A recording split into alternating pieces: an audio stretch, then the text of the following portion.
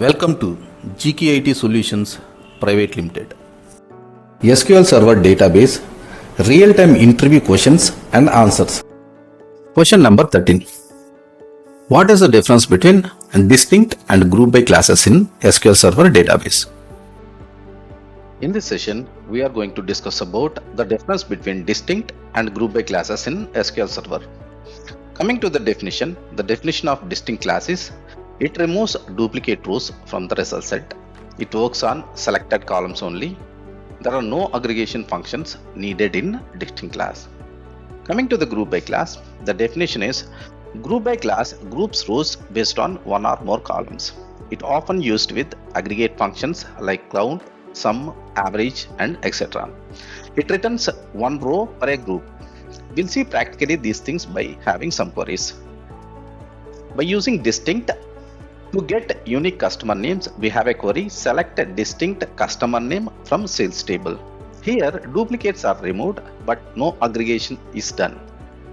By using group by, to get unique customer names similar to distinct, we have the query called select a customer name from sales group by customer name. We have a note here. Without aggregates, group by behaves like a distinct class. There is a real power of group by we can see in this query.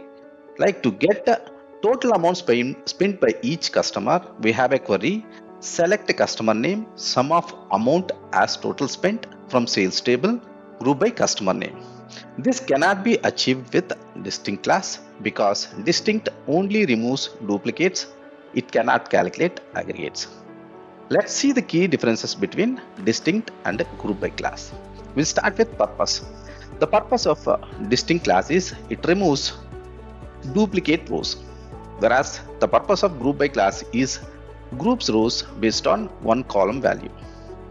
Aggregations allowed in group by class, whereas distinct class there are no aggregations. When to use a distinct class is you just need unique values, we are going to use the distinct class. If you need grouping and calculations, we are going to use group by class. Output row count. For distinct class, we have a distinct rows only. For group by class, one row per each group will be the output row count. We'll see these things practically in SSMS, that is called SQL Server Management Studio. We are at demo at GKey database.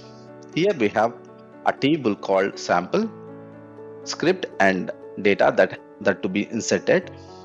We are dropping the table sales here. Why? Because is there any table like sales exists already in the database? We have to drop it first. Then we are going to create and we are inserting the data. We are executing these three statements parallelly as a.